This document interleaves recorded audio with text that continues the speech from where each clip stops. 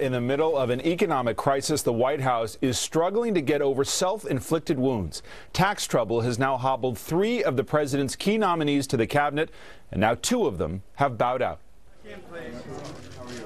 Just hours after former Senator Tom Daschle, the president's choice to run health care policy, withdrew his nomination over unpaid taxes. I'm here on television saying I screwed up. President Obama, in an interview with Brian Williams, personally took the blame. It made me angry and disappointed, and it's something I have to take responsibility for. This was a mistake. I don't think it was intentional on his part, but it was a serious mistake.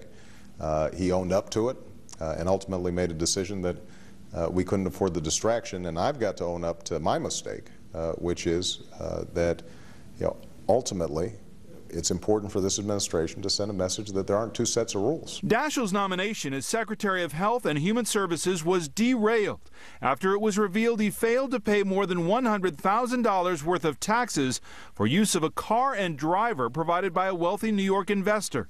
And I deeply apologize. Making matters worse, a financial disclosure detailing how the former majority leader cashed in on his 26 years in Washington.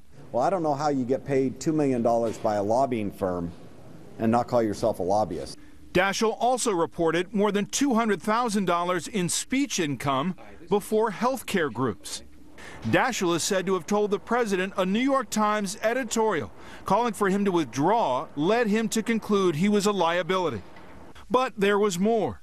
The president's choice to oversee spending reform in the budget office, Nancy Killefer, also withdrew Tuesday because of tax problems.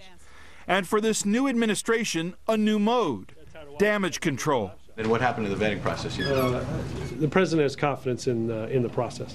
All of this followed revelations that Treasury Secretary Timothy Geithner, the man who oversees the IRS, failed to pay Social Security and Medicare taxes when he worked for the International Monetary Fund.